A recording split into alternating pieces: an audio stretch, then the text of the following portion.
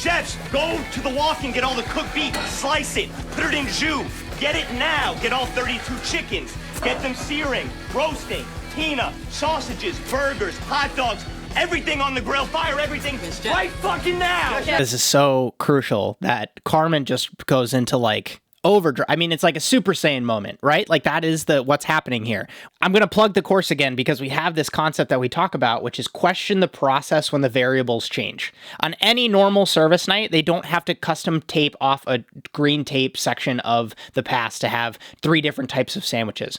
But this is not a normal service. Like this is crazy. And so being able to change the process, how you're going to navigate something like this is so crucial. And the ability to switch gears like that and be this adaptable, like that's why I teach this stuff, because it is what gets you through a day like this. The average lay person seems like it is impossible. There's no way we're going to be able to get out of this.